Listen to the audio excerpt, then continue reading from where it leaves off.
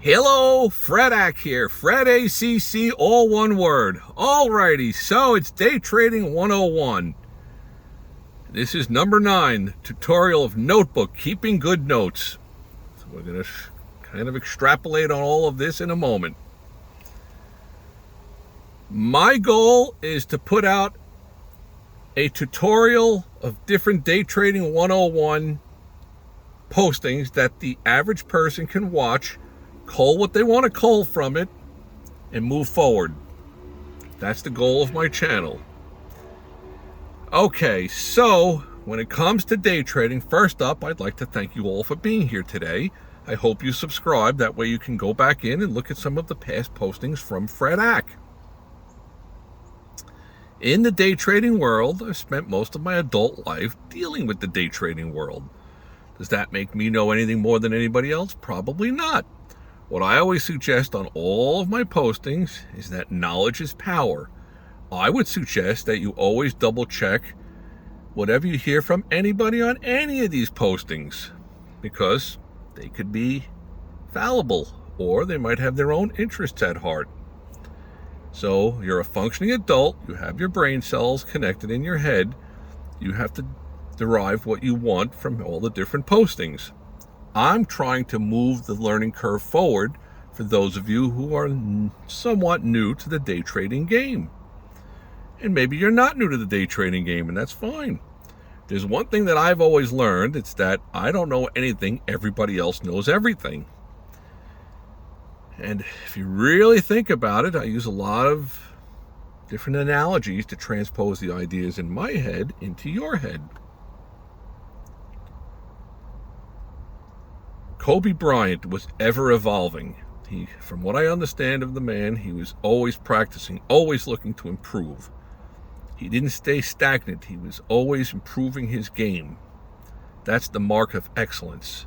When it comes to the day trading world, you can always tweak things a little bit and get a little bit better.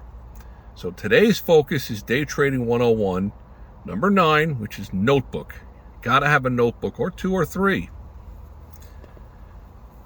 Why are we having a notebook? Well, your trades that you make, if you're day trading or position trading, or even if it's long-term trades, the date and the time will be there. So, for example, if you're day trading in the stock market, and you buy something at, like, say, 9:41 in the morning, and you sell it at 9:42, you're going to see the time you bought and the time you sold.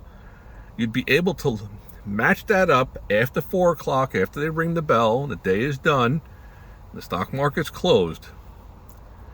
You can trade after hours, but the volume is not there. The spreads from the bid and the offer, the bid and ask, tend to widen and spread out. It's not an opportune time, generally speaking, to try to day trade the stock market after hours. And why is that? Because during trading hours, there's a lot of volume moving around. And that is what I believe, it's my opinion, volume is your best friend. I will have other postings in the future about why volume is your best friend, in my opinion. Once again, I thank you all for being here. This is not financial advice, just a thing swirling around in my head. Someday I can elaborate more on this, but I had many of the different licenses many years ago. Now I don't have any, and they've expired. I'm not covered by the prudent man law. So, ever evolving. If you're noting that, if you have a notebook, you can go over and look at why your trades were good trades or bad trades. Occasionally, you might buy something, lose 4 or 5 cents per share on it, and you know what? When you match it up with what the markets were doing, you can reach back and pat yourself on the back and say, Fredak, that was a really good trade. You did the right thing. You followed your rules.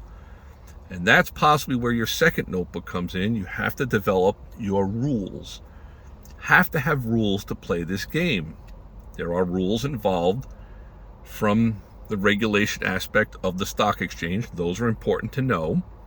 It's important to have an understanding of what the herd is thinking, the mentality of many out there. And then it's also important to have your own set of rules And these things, you're forever tweaking them just a little bit. I'm going to give a mathematical example. Let's just say, I'm going to use very simple round numbers. You're purchasing 100 share lots of any different stocks. You have a pattern day trading account set up, so you're allowed to go in and out, in and out, in and out all day long. You buy 100 shares of whatever it might be. So for every 10 trades that you do, if 5 of them are winners and 5 of them are losers, and you're making a dollar profit per share and losing a dollar profit, you're losing a dollar loss per share. At 50-50 trades, you're going to be a neutral break even. That's not going to take you very far.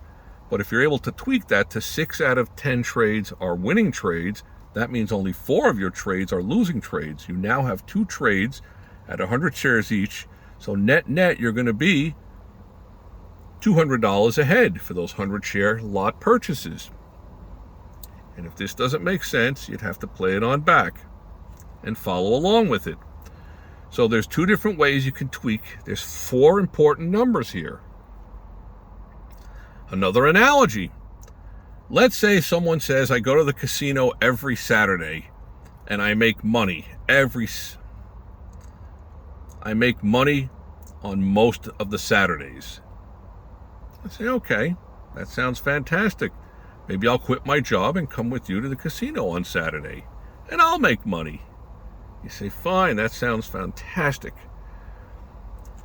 On the days that the person makes money, they start with $100, and at the end of the day, they have $110. And they're making money 80% of the time. Throughout the course of a year, they keep notes in a notebook. 41 Saturdays, I make a 10% profit, $10. But the other 11 days that I went there, I lose my whole $100. Then I'm probably not going to quit my day job and come to the casino with you, because it's not net profitable on the mathematics. That's kind of what it comes down to for the day trading world.